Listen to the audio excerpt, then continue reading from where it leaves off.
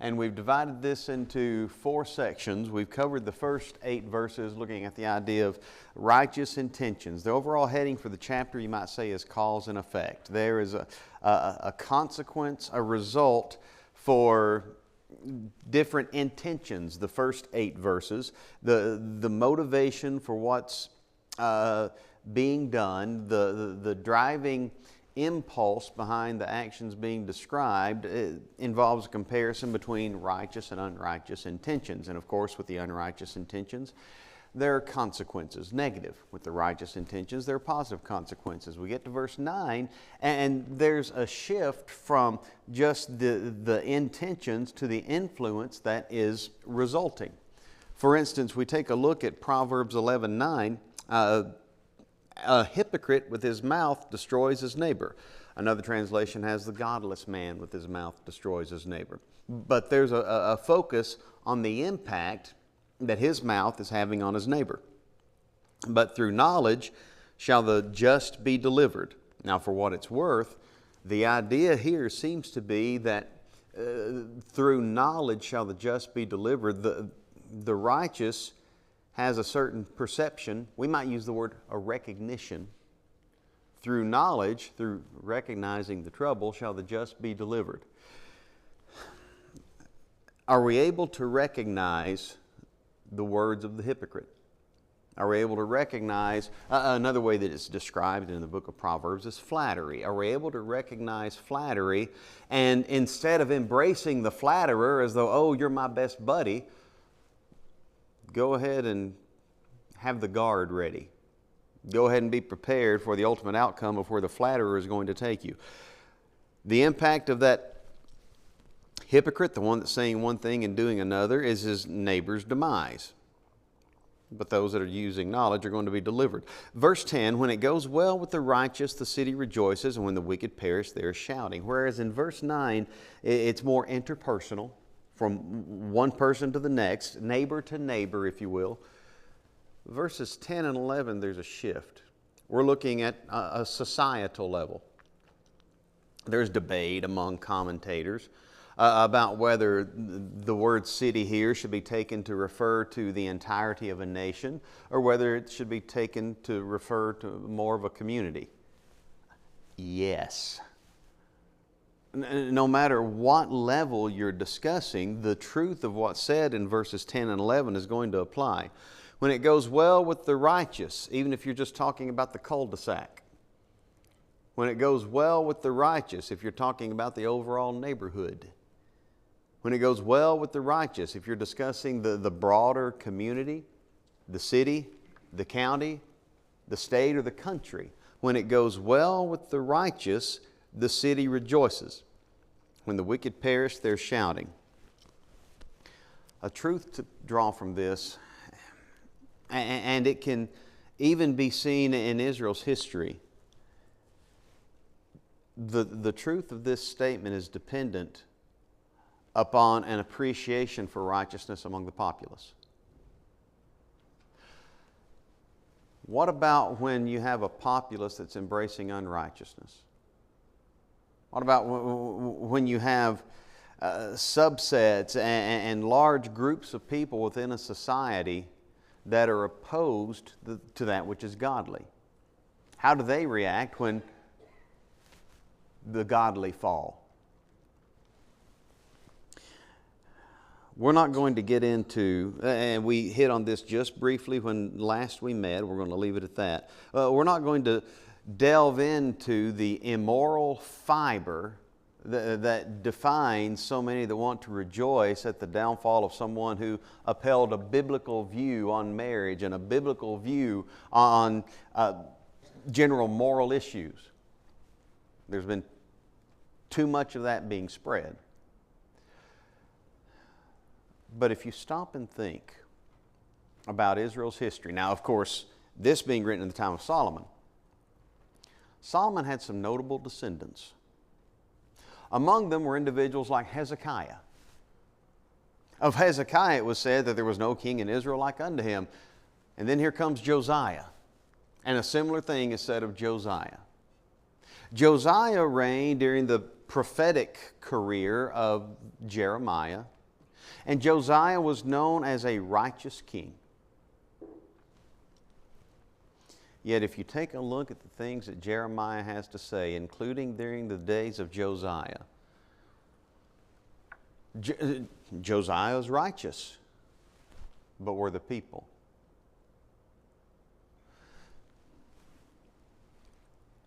There was very much a sense in which in Jeremiah's day that good king Josiah was fighting against the tide in directing the people back toward a sense of godliness. And isn't it astounding how quickly the nation deteriorated back into overwhelming ungodliness as soon as Josiah died? When it goes well with the righteous, the city rejoices. That's only going to be the case when the city has a semblance of what's right.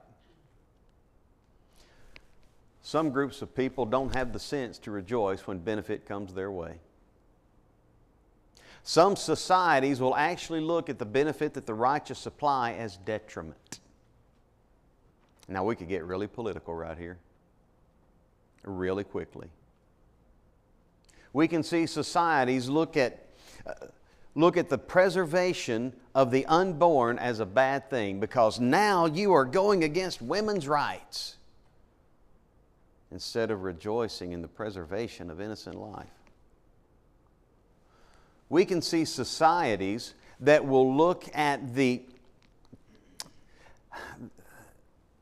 expectation of personal responsibility in the realm of finance as a bad thing. Because in those societies, an approach to commerce and economy has been embraced that takes the view of what belongs to you belongs to everyone, whether you voluntarily surrender it or not. By the way, the practice of the early church was that what's mine is yours, and I'm going to give it to help. But what's yours is yours, and I don't have any right to touch it. That's the Christian approach. I do what I can to help in every scenario where I can. The communist approach is, I do what I can to help myself in every scenario that I can to help myself. There's a big difference.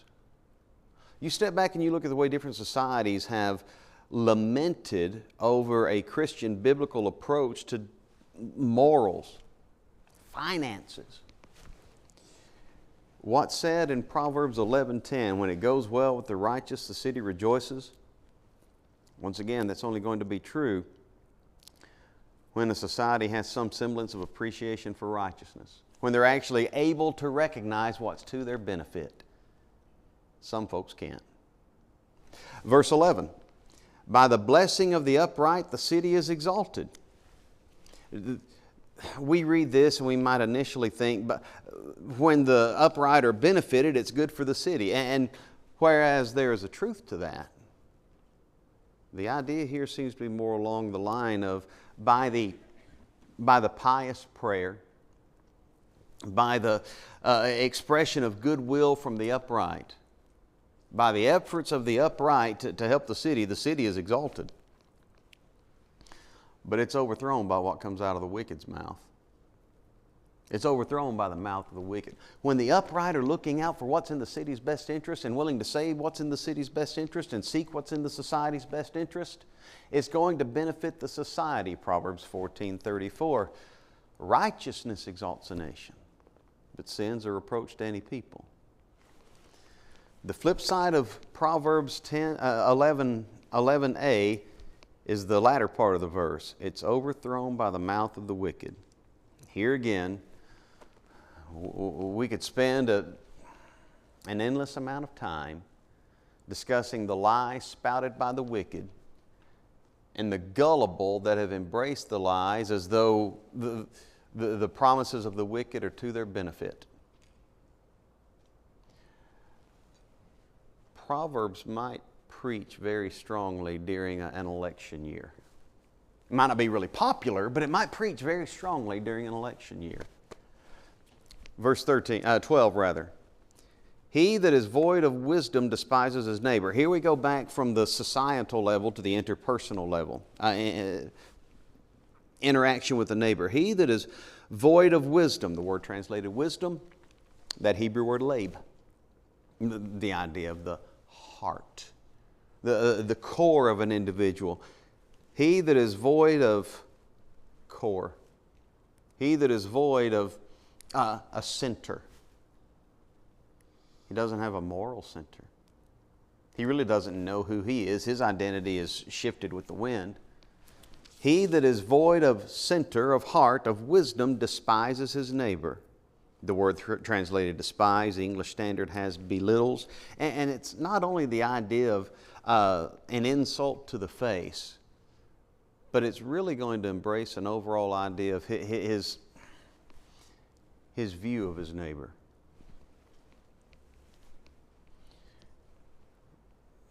There are those in our lives who look down on everyone around them. They belittle, they despise, they insult, they denigrate, because the only way for them to have some sense of self is to devalue others. The only way for them to have a sense of worth is to convince themselves that other people are worthless.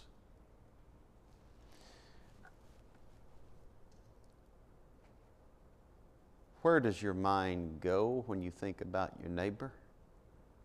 To everything that's wrong with him and all of his shortcomings?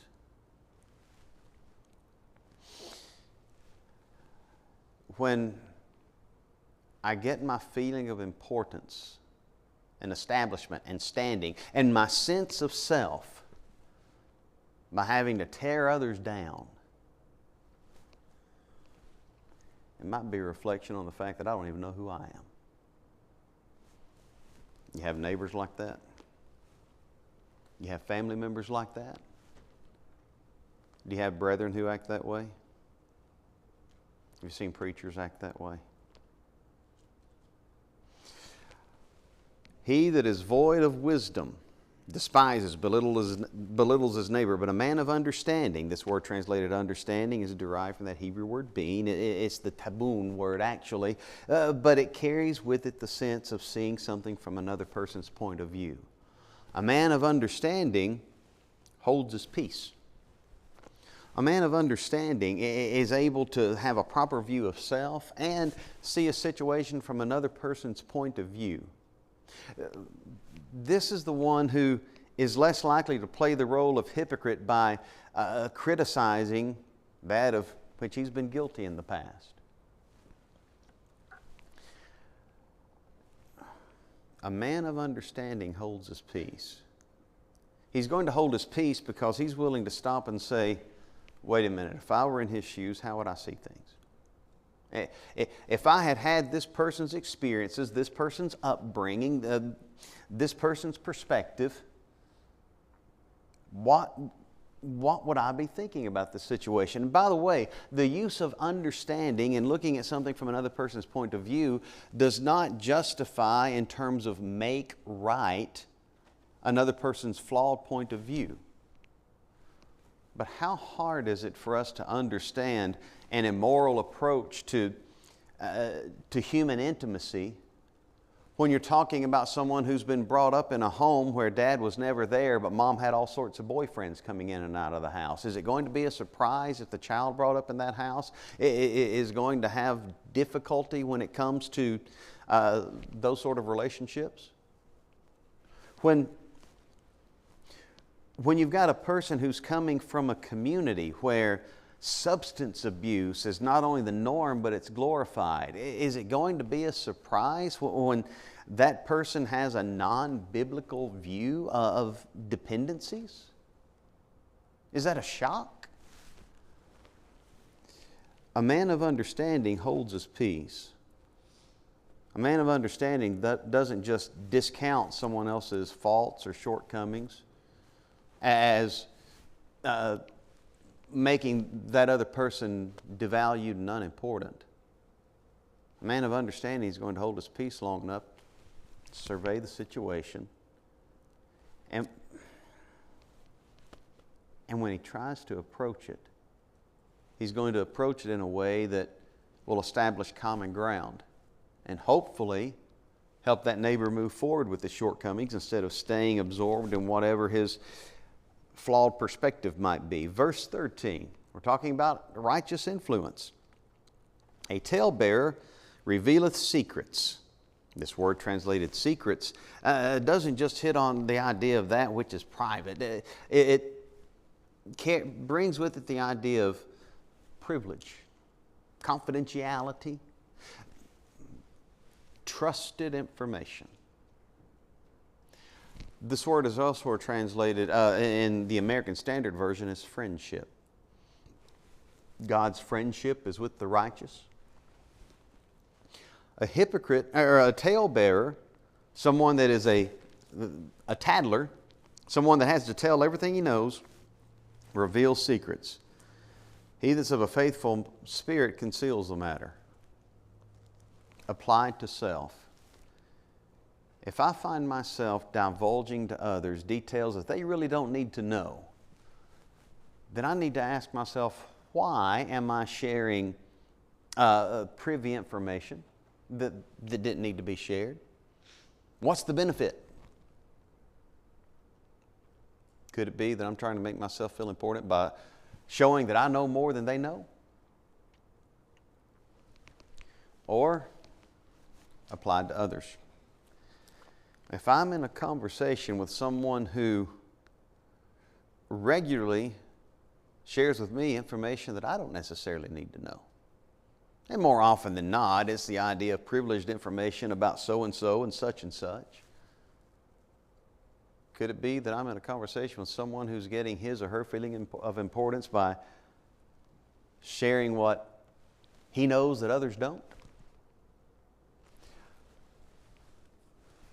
The King James translation of Proverbs has a word for that, and that's a tale bearer. One that just has to go and tell. We don't have to tell everything we know. Not everything should be public knowledge. There is a place for discretion. There's a place for prudence. There's a place for confidentiality. Verse 14. Actually, the end of verse 13. He that is of a faithful spirit concealeth the matter.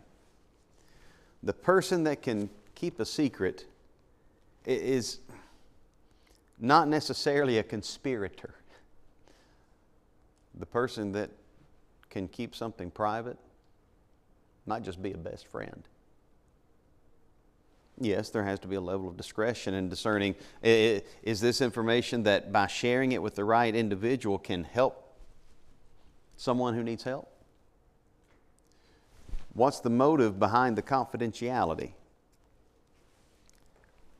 A person that's of a faithful spirit, one on whom you can rely, knows when to conceal the matter. Verse 14, where no counsel is, the word translated counsel carries with it the idea not only of advice, but of steering. The interesting thing is this word is used, if I recall correctly, some 5 times in the book of Proverbs. The first time it appears, it's back in Proverbs 1:5. A wise man will hear, will increase learning, and a man of understanding, a man who sees things from clear points of view, a man of understanding shall attain unto wise counsels. The word translated wise counsels is the same word translated counsels here in Proverbs 11:14. It's the idea of a steering. Wise people know when to seek counsel that will help them be steered, gain direction, get an idea of which way to go. Which implies that the wise is willing to admit that there are times when I'm not sure which way to go. I might need help in seeing the big picture and navigating the path. We come back to Proverbs 11:14, where no counsel is. Now, keep in mind, we're talking about the impact of my actions on others, the influence that is being wielded. Where no counsel is, the people fall. There are those that have ridiculed this particular proverb saying that there are those that are so busy seeking advice that they never act. And then there's a group that have lamented this proverb and saying that there are societies wherein there are so many legislating and so many that are counseling to arrive at a decision that, well, the wheels of government move too slowly. And while we can see that being the case, the point here is going to be this. Which tends to be better? A collective approach to making a wise decision, or just putting one person up in the high seat to make decisions as a dictator with a level of tyranny? The man credited with the book of Proverbs was known as the wisest man in the world. Yet isn't it interesting, after his death, there's a detail conveyed in the early days of his son's reign. Rehoboam needed some advice regarding how to respond to the ultimatum that had been given to him from the 10 tribes that essentially wanted to defect anyway and create their own, secede, if you will, and start their own nation. Rehoboam took counsel from the wise man that had advised his father. Solomon, the wisest one in the world, had wise men that advised him. If Solomon, the one inspired with peerless wisdom, still sought to wise counsels, what's that tell us about our approach to decisions in life, and especially decisions where in roles of leadership that are going to impact others?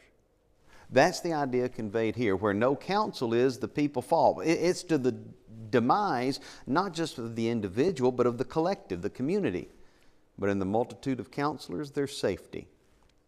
In the New Testament, that's a picture of leadership. Absolutely. And in the New Testament era, not only New Testament first century, but in the New Testament era, you can see this, contrast this with those forms of religion that have elevated one person over all the rest. And what tends to be the trend of a system of belief where from decade to decade and generation to generation, there's a different person that's being put in a high chair. Not in a high chair where you give the baby Gerber, but in an exalted seat. Have you ever looked back over the history of some of the decrees that our Catholic friends have espoused over the centuries? Sometimes the developing departure from a biblical pattern, sometimes the contradictory decrees that they themselves have declared. Where no counsel is, the people fall, but in multitude of counselors, there's safety. Aren't we thankful that the Lord instituted a plan of leadership within the church where when we follow it, there is a plurality of counsel. There is a plurality of wise men that are making the decisions for a congregation. Verse 15. We come to a transition point in the chapter. Whereas verses 1 through 8 deal with intentions. What's the motive? What's the driving idea? Verses 9 through 14, there's this impact of influence. And cause and effect. How are the wicked influencing those around them compared to how are the righteous influencing those around them? Verse 15, we're going to describe this section using the word investment. Now, some actions are not an investment, but a divestment. But even a divestment is simply an investment with a negative sign in front of it. And that's exactly what this surety idea is when you read Proverbs 11:15. He that is surety for a stranger shall smart for it, and he that hateth suretyship is sure. If we put it in the most familiar terms, the one that becomes surety for a stranger is the one that agrees to be collateral for someone that's incapable of acquiring a loan for himself.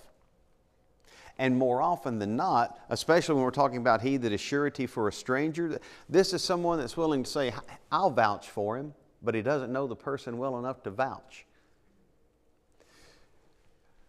There's a level of dishonesty involved in that. When I'm willing to say, I will vouch for someone, what am I implying about my knowledge of that person's integrity? A familiarity with it? I can attest that this individual is trustworthy. But if I'm attesting that someone is trustworthy when I don't know whether or not he's trustworthy, what does that say about my trustworthiness? It makes me unreliable. The warning in suretyship really isn't just about financial decisions. The financial impact of this sort of suretyship is really essentially the slap on the hand for a more deeply rooted problem. It's an integrity issue. He that is surety for a stranger shall smart for it. He that hateth suretyship is sure or secure. There's a divestment of integrity and personal interest in being willing to vouch for someone for whom I can't truly vouch. But the one that's willing to say, no, I'm not going to be your collateral. No, I'm not going to let that which the Lord has entrusted to me, over which He's made me a steward, I'm not going to put these things on the line for you to take out a loan that I don't know if you can repay, that I don't know if you have the integrity to maintain.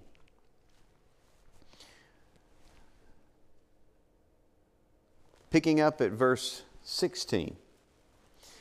Here, again, we're still in the context of investments, but here's an investment being made toward something beyond the physical in a comparison. A gracious woman retaineth honor. The King James has retaineth. The American Standard has obtaineth. And when you put that ETH on the end of the word, there's the idea of to retain, hold on to it and keep holding on to it. Or obtain, to gain it and continue to gain it. The English Standard has the word get. A gracious woman gets honor. The word honor carries the idea of favor. It can even be connected to glory. Elsewhere it's translated glory. A gracious woman gets, obtains, and retains honor. What is it about her that makes her gracious? Is this just describing outward beauty? Now, there are those with outward beauty that lack graciousness. You might compare this with 1 Peter 3 when Peter spoke of the let her adorning be that which was within, the inward man of the heart. Her true beauty, her inward person, her graciousness, which will show in her actions and behavior, is what gains her glory. The contrast, whereas her graciousness, her being willing to help and show pity and piety and kindness, obtains for her something beyond just a physical repercussion, but it obtains for her honor. Strong men retain, obtain, get. It's the same word translated retain in the first part of the verse. Riches. There's a gender contrast here, and it's relevant. But there's also a quality contrast here. What do we trust in order to gain what we hope to obtain?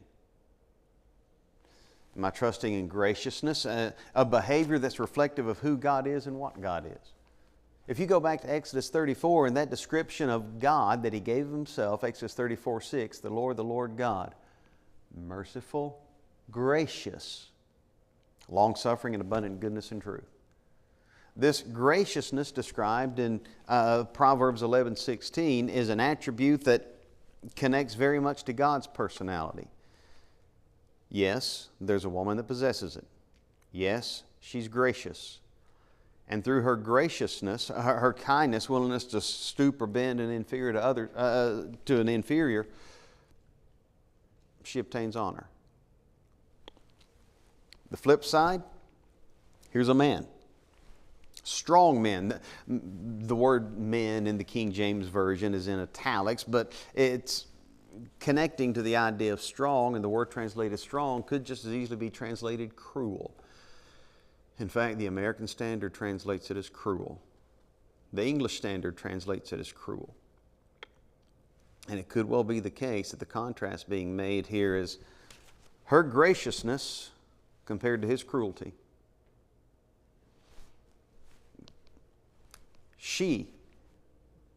We think about 1 Peter 3 again.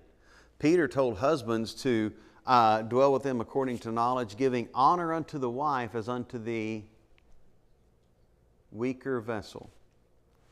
Typically speaking, and in general comparison, who possesses more physical strength, the man or the woman? General terms, it's the man. She's relying on graciousness, and it obtains for her honor. The cruel rely on their strength, power, ability to overwhelm and overcome and subdue. And it gains for them riches. Which lasts longer? I was just thinking about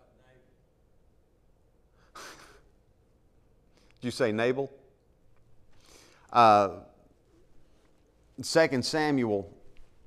1 Samuel rather.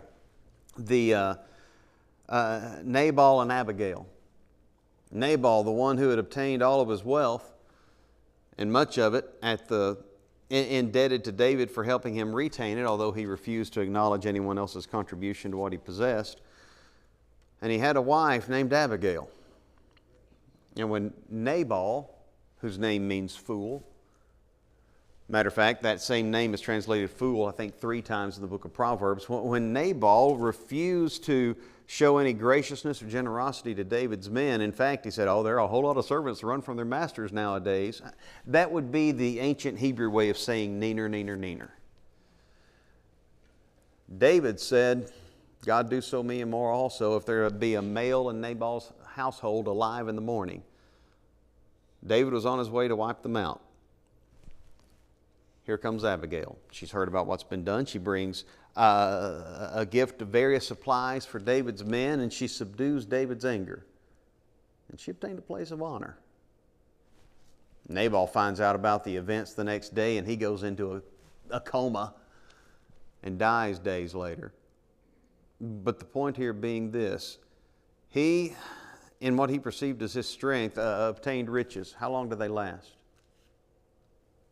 She, by exercising graciousness, not only preserved her household, but even now, some 3,000 years later, which name are we able to say with a smile, and which one do we say shaking our heads? A gracious woman retains honor. Strong men retain riches. The cruel obtain, get riches. Riches. Started to say wealth, and then riches came out, and I got them all mixed up. Probably lucky I didn't say wealth. Verse 17. Here's another contrast. A merciful man. The word translated merciful is chesed. It's another one of those words that is an attribute of God from Exodus 34. The merciful man. This is going to hit on his generosity, his exhibition of loving kindness. The merciful man doeth good to his own soul. Toward whom is he being merciful? Who is the initial recipient of his mercy? Is he just being kind to himself? Or is he exhibiting mercy toward others? Merciful is first and foremost an attribute that has to be shown toward others. Matter of fact, when you look at God's attributes described in Exodus 34, every one of them is about how God treats man. And here, Merciful man doeth good to his own soul. When we treat people that way, we're benefiting ourselves. But he that is cruel, here's the idea of cruelty again, troubleth his own flesh. Contrast in this passage. Merciful versus cruel. Which am I? Contrast in this passage. Does good or troubles? Which am I doing? Contrast in this passage. Merciful does good to his soul. It's nephesh. It's the word used in Genesis 2:7. Man became a living soul. It's essentially the idea of doing good to his life. Implication of here and hereafter. But the cruel, unlike the merciful, troubles, as opposed to doing good, his own flesh. He's tearing himself apart. Let there be no doubt the implications of what he's doing to himself in eternity still remain, but the focus in Proverbs 11:17 is that he's even tearing himself apart here in this life. His actions, his behavior, his refusal to exhibit mercy and loving kindness and steadfast love is as much to his demise as it is anyone else's, even here. Thank you for your time tonight. Now that was the second bell, so we'll call it quits and pick up here. Not next week. Next week we have a gospel meeting with Brother Alan Webster. And then the week after that, I'm away at a gospel meeting, so you all get a break. And then the week after that, we'll pick back up here in Proverbs chapter 11. Thank you for your time tonight.